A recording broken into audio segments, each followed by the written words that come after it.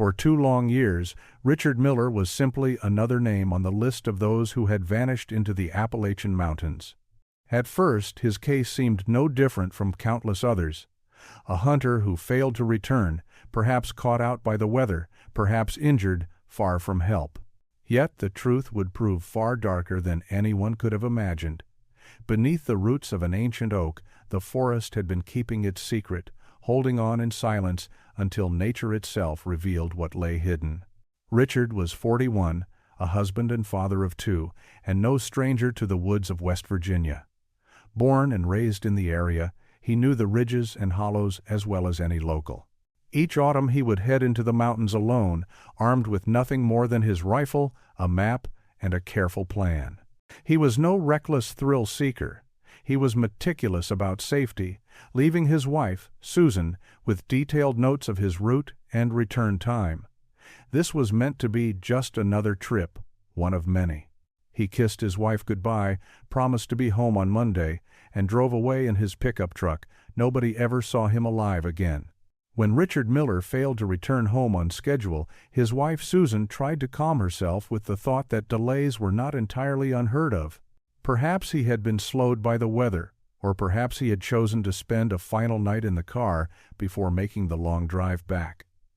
By Tuesday morning, however, her unease could no longer be ignored. Richard's phone remained out of range, there was still no word from him, and the routine that had always brought him home before was now broken. She picked up the telephone and called the county sheriff's office. The deputies were polite but hardly alarmed. Men vanished into the mountains from time to time, only to reappear a day later with nothing worse than a story about a wrong turning or a sprained ankle. They promised to send someone to check the trailhead where Richard had parked. A few hours later, the call came back. His pickup was still there, neat and undisturbed, the doors locked, no sign of a break-in. That detail gave no comfort. If his vehicle was waiting patiently at the edge of the forest, it meant that Richard had walked in and had not walked out again. By Wednesday, a full-scale search was underway. Rescue workers from across the state joined forces with deputies, dog handlers, and volunteers, many of them hunters who knew the ridges and hollows as well as Richard himself once had. Dozens of square miles of forest were mapped into search sectors. The dogs picked up his scent readily from the truck, but lost it just a few hundred yards down the trail, where the ground turned rocky and bare. From that point on, there was nothing to follow. In those first days, optimism remained. The simplest explanation was that Richard had suffered a fall, broken a leg perhaps, and was waiting helplessly but alive. Rescuers called his name, the echo bouncing back from the valleys. Helicopters traced circles overhead, but the dense canopy of autumn leaves allowed little to be seen from above. Still, there was a shared belief that the next ridge, the next ravine, might hold the answer. People did not simply vanish into the air. Yet as the days passed, that optimism began to fray. Searchers combed the route he had marked on the map, over and over again. They scoured streams where a man might have slipped, combed through gullies where a body might have tumbled, and paused at each dangerous crossing. Not a single trace emerged. No discarded rucksack, no rifle, no scrap of torn fabric. It was as if Richard had stepped off the path and dissolved into the mist. By the end of the first week, the volunteers were beginning to whisper among themselves. The older men recalled old tales, stories passed down about these mountains. They spoke of people who had entered the forest and had never come back, not because of animals or accidents, but because the land itself seemed to swallow them whole. It was folklore, the kind of talk that springs up when rational explanation begins to fail, yet the effect was the same, a creeping unease that perhaps the forest was more than simply trees and rock. The authorities were less inclined to indulge superstition. They returned to their notes, reviewing Richard's planned route again and again. Everything pointed towards the old observation tower he had intended to reach. Every logical path of inquiry led there, and so the same ground was walked repeatedly, combed with painstaking care. It yielded nothing. The absence of any sign disturbed the professionals more than the prospect of finding a body. Even in the wild, something is usually left behind. A rifle abandoned where its owner fell, a boot torn on a rock, some clue to mark the trail. Bears roamed those hills, but an attack would have left gore and fragments. Accidents leave scars upon the ground. Yet here, there was nothing. Richard's disappearance defied the logic of search and rescue. As the second week wore on, the weather began to turn. Nights grew colder, the first hints of frost appearing on the leaves at dawn. For Susan, the waiting was unbearable.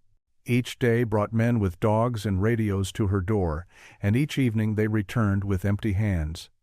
She watched her children grow quiet, afraid to ask the questions that pressed on everyone's minds. How could their father, who had always come home, be lost to the woods without a trace? By the time the search reached its 12th day, the mood had shifted completely. The initial energy, the conviction that he would be found alive, had drained away. Volunteers trudged back from their allotted sectors with little more than tired eyes and empty reports. Even the dogs seemed confused, circling but unable to lock onto any trail.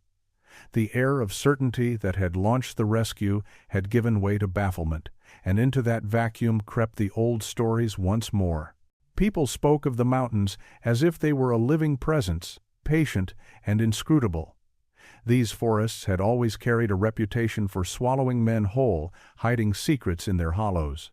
For those on the search, the talk was unsettling but not easily dismissed. After all, what rational answer was left? An experienced hunter, careful and skilled, had gone in. Days of effort, manpower, and technology had followed, and the woods had offered back nothing at all. By the close of the fortnight, the operation had reached its limits.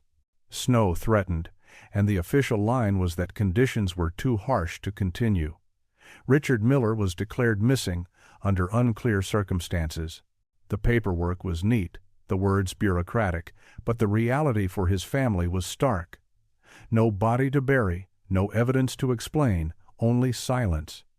In the small towns nearby, his name joined the list of those who had vanished without explanation.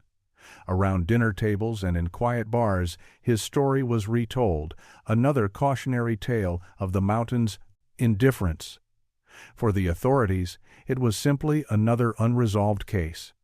For his wife and children, it was an emptiness that gnawed without relief. And for the volunteers who had spent long days scouring the ridges, it was the bitter knowledge that sometimes, in the shadow of the Appalachians, men truly did disappear without a trace. It was on the 13th day of the search, when hope had all but drained away, that a group of volunteers stumbled across something that would jolt the entire investigation. 3 miles from where Richard Miller was expected to camp, tucked away in a hollow, hidden from the main trail, they came upon the faint remains of a fire. It was nothing grand, a small circle of charred wood, the ashes gray and delicate, scattered among the fallen leaves. Yet to the trained eye, the clue was unmistakable. The embers had not been there long. The condition of the ash suggested the fire had burned no more than a week earlier. If Richard had vanished almost a fortnight before, it seemed that he had survived at least some days beyond his last sighting. The discovery was both a relief and a riddle. Searchers gathered round, staring at the blackened soil with the reverence of archaeologists. For nearly 2 weeks there had been nothing, not the slightest trace, and now, at last, there was proof that Richard had not simply disappeared at the trailhead. He had camped here. He had lit this fire. It was the kind of discovery that could breathe life into a search effort collapsing under its own exhaustion. As the volunteers combed the immediate area, one of them bent low and noticed a glimmer among the leaves. Brushing them aside, he revealed 2 spent shell casings, their brass dulled but recognizable. The caliber matched the rifle Richard had carried with him. There could be no doubt now. He had stood here, fired those shots, perhaps hunted, perhaps signaling distress. For a moment there was elation. It meant Richard had lived longer than feared, that he had fought to remain alive in the wilderness. But the elation quickly soured. 2 questions struck everyone almost at once. Why had Richard chosen this spot? so far from the route he had carefully marked on the kitchen table before setting out. And where was everything else? The campfire remained. The shell casings lay in plain view, but there was no backpack, no sleeping bag, no tent, no rifle. A man might misstep, a man might even vanish, but he did not abandon the very things that sustained him in the wilderness. The hollow was searched inch by inch. Men pushed through the undergrowth, dogs sniffed tirelessly. The ground was studied for prints or blood or anything at all that might explain what had happened here. There was nothing. No scuffle, no signs of an attack. The earth gave up no secrets. It was as though Richard had calmly sat, warmed his hands by the fire, fired 2 rounds, and then simply walked into nothingness. Investigators debated the possibilities late into the night. If the shots had been made for hunting, there should have been a carcass, bones, or at least traces of blood. Yet there was none. If they had been distress signals, why only 2? And if Richard had intended to carry on from here, why had he left behind no gear? The puzzle became more twisted the longer it was examined. For the volunteers, the discovery of the fire and casings brought a peculiar unease. In one sense, it was progress, a tangible lead where none had existed before. But in another, it deepened the mystery, transforming a disappearance into something more sinister. The woods had already swallowed a man whole. Now they seemed to be mocking the searchers with fragments, pieces of a puzzle deliberately withheld. The dogs, usually so reliable, added to the strangeness. They circled the campsite repeatedly, tails wagging at first, then dropping low, as though uncertain. They picked up hints of scent but could not follow it beyond the clearing. Again and again they were returned to the fire, and again they lost the trail within yards. It was as though Richard's presence ended here, abruptly, without continuation. Some of the older men, hardened hunters themselves, shook their heads and muttered that it was wrong. The forest had rules, and men like Richard knew them. A fire meant warmth, cooking, safety. Gear meant survival. No experienced hunter walked away from his camp without his belongings. To do so was not only foolish, it was unthinkable. Yet the fire and the casings were there, silent witnesses to something that defied their logic. For Susan, when the news reached her, the clues brought no comfort. At first she clung to the idea that Richard had lived on for several days, but that thought quickly gave way to the harsher reality.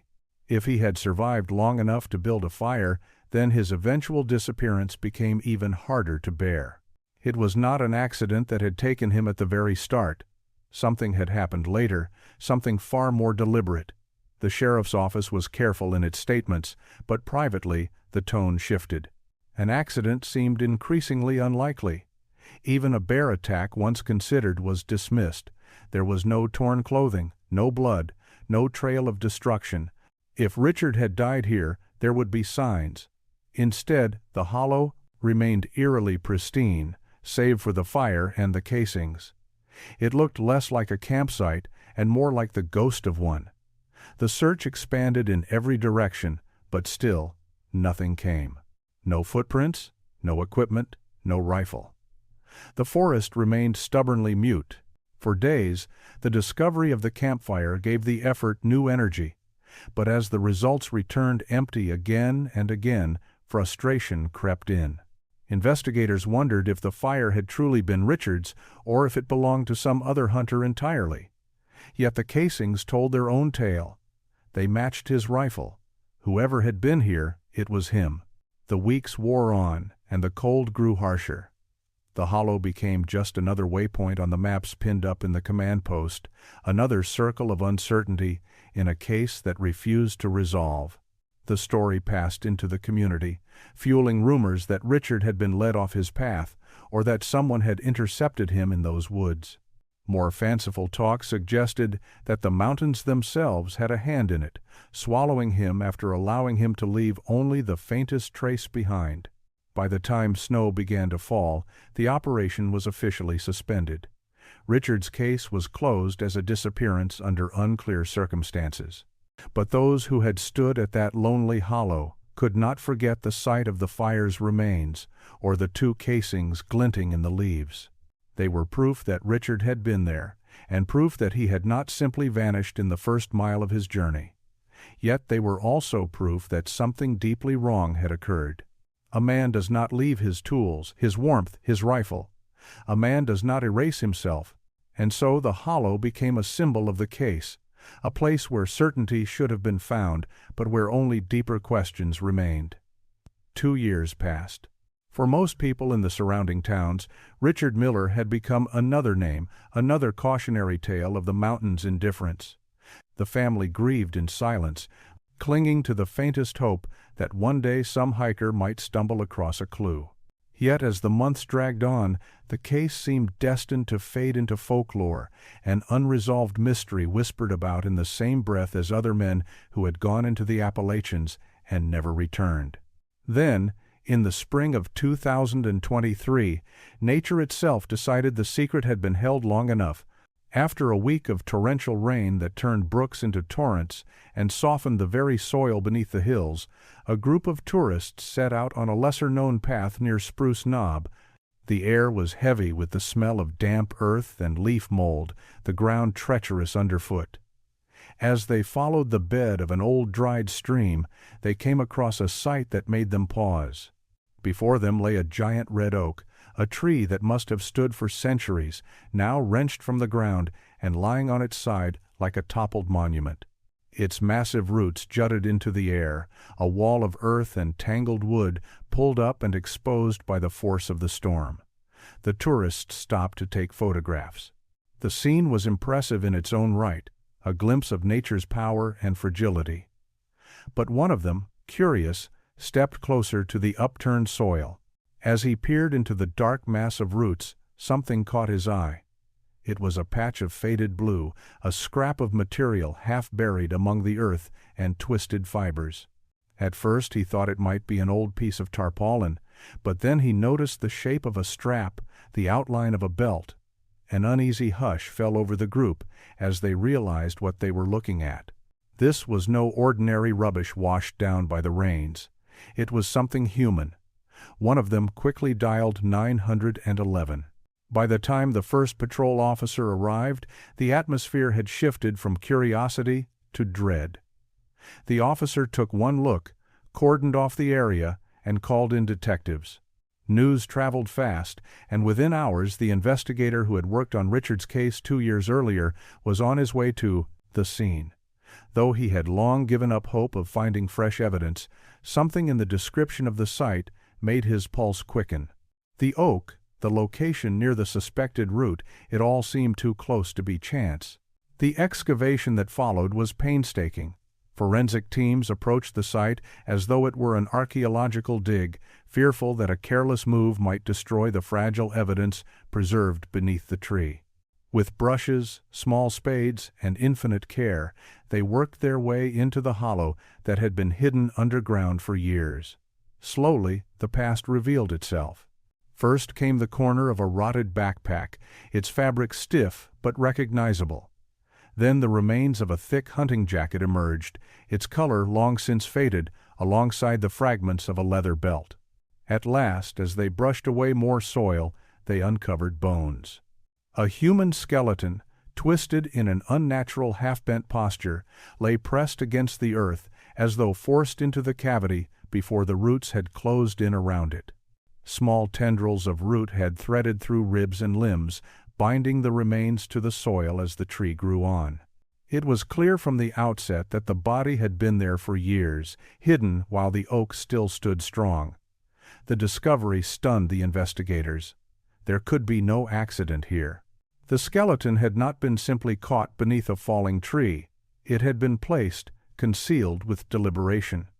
When the skull was finally exposed, the last doubts evaporated. A deep, unnatural dent marred the temporal bone, the kind of trauma caused not by falling branches or slipping on rock, but by a single heavy blow delivered with brutal force. The forensic team confirmed it immediately. This was blunt force trauma, the clear sign of homicide. Nearby, in the mass of exposed roots, another detail froze those present. Wedged deep into the hardwood was a hunting knife, its blade buried to the hilt. The wood had grown around it, gripping it so tightly that it could not be pulled free by hand. The image was grotesque, almost symbolic, as though the weapon had been driven in with rage or contempt. Together with the position of the body, the evidence spoke not of an accident or misadventure, but of cold, deliberate violence. The remains and belongings were carefully removed and sent for examination. Dental records provided confirmation of what everyone already suspected. The skeleton belonged to Richard Miller. At long last, his family had an answer. But it was not the kind of answer that brought comfort. The hope that he might have died swiftly in an accident was gone. Instead, they were left with the horror of murder, of a loved one struck down and hidden in the earth for 2 silent years. The official report confirmed what the investigators had seen in the field. Richard had been killed by a heavy blow to the head, his body deliberately forced beneath the roots of the oak and buried by hand. The storm had not created the crime, only revealed it. Someone had gone to great lengths to conceal him, trusting that the forest would keep its secret indefinitely. For 2 years, that trust had held. Then nature, indifferent to human schemes, tore the cover away. When the news reached the towns, it reignited everything.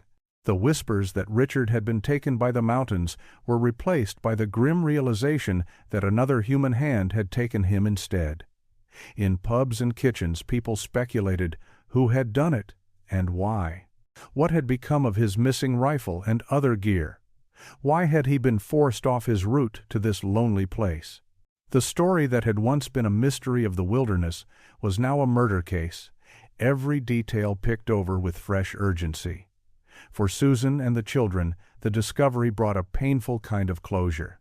They could finally lay Richard to rest, but the comfort was poisoned by the knowledge of what he had endured. He had not simply failed to return. He had been silenced. And for investigators, the case had transformed overnight. They no longer searched for a lost hunter, they hunted for a killer. With Richard Miller's body finally recovered and the truth of his death confirmed, detectives turned their focus to the crucial question: who had killed him and why? The forensic team carefully examined every item unearthed beneath the oak tree, hoping for a lead.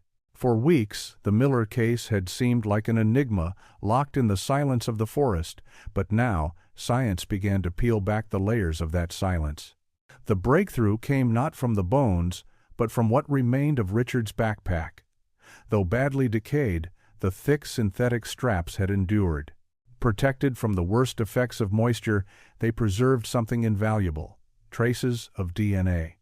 Forensic analysts swabbed the fabric with meticulous care, running tests late into the night.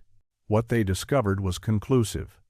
Alongside Richard's genetic profile was a second, complete male DNA profile. It did not belong to him, nor to any member of his family. When uploaded into CODIS, the national DNA database, the match came back quickly: Johnny Barrett. Barrett was no stranger to law enforcement. At 49, he had built a reputation as a man of the woods, but not in the same vein as Richard Miller. Where Miller respected the rules of nature and the regulations that governed hunting, Barrett ignored them. He had a long record of poaching, illegal trapping, and carrying weapons in restricted areas. Gamekeepers knew his name well. He lived in the shadows of the forest, moving between remote camps, cheap motels, and the houses of distant relatives. He had no fixed address, no steady work, only a trail of arrests and warnings stretching back years. The timing was damning. Records showed that only days after Richard's disappearance, Barrett had been caught red-handed hunting deer illegally over 100 miles south of Spruce Knob. While hundreds of volunteers and officers scoured the mountains for Richard, Barrett was out breaking laws in another corner of the state. At the time, no one had connected the two events. Now, with his DNA on Richard's belongings, the picture looked starkly different. Detectives reopened every note from the original search. In those pages, a curious detail resurfaced. One of the gamekeepers recalled meeting Barrett on a back road during the height of the search in 2021. He had asked him if he had seen anyone resembling Richard Miller. Barrett admitted that he had passed a hunter on the North Fork Trail, a man who nodded in greeting before carrying on. At the time, it seemed an unremarkable encounter. Hunters often crossed paths, but in the light of new evidence, that casual statement looked less like chance and more like a lie. Richard had not simply walked away from Barrett. Something had happened between them, something dark enough to end in death. Armed with a warrant and forensic proof, detectives launched a manhunt. Barrett was difficult to pin down. He had no permanent residence, drifting between acquaintances who either claimed ignorance or kept their silence. But eventually, an anonymous tip led them to a derelict trailer on the edge of a logging site. It was dawn when police cars surrounded the shabby structure. A thin wisp of smoke rose from a pipe, betraying that someone was inside. Through a megaphone, they called for him to come out. The door creaked open, and Johnny Barrett emerged. He looked worn, as though the years of hiding had aged him. He was unarmed, and he offered no resistance as officers snapped the cuffs around his wrists. It was almost as though he had been expecting this moment, waiting for it to arrive. The interrogation room was bare, the atmosphere heavy with expectation. Barrett sat with his hands clasped, eyes fixed on a blank patch of wall. At first he denied everything. He repeated his old story. He had seen Richard Miller on the trail, exchanged a nod, and walked on. He insisted he had never touched him, never handled his belongings. His voice was calm, almost indifferent, as though this were a simple misunderstanding. Detectives listened patiently, letting him speak. Then they laid a photograph on the table. Richard's backpack, decayed but unmistakable, resting in a laboratory tray. Barrett glanced at it, shrugged, and muttered, "So what?" Without pausing, the detective slid a second sheet across the table, a highlighted section of the forensic report. The DNA was clear. His genetic profile on the strap of that very backpack. The silence that followed was different. Barrett's face stiffened, his eyes shifted, faltered, and for the first time he seemed to grasp the weight of the evidence. The detectives pressed harder. They described the discovery beneath the oak, the skull fracture, the knife buried in the tree's roots. They spoke not in anger, but in a cold, even tone, painting the picture of what had happened. Richard Miller had not vanished. He had been murdered, beaten to death, and hidden like refuse in the earth. Under that relentless pressure, Barrett broke.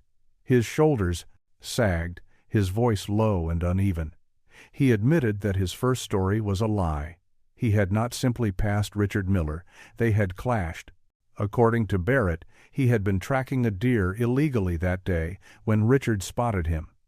Richard, a principled man, confronted him.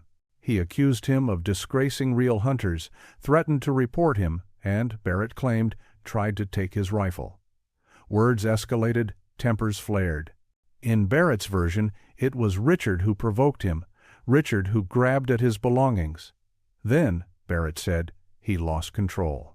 In a moment of rage and panic, he struck Richard with something heavy, a rock, perhaps, or a branch, he could not recall.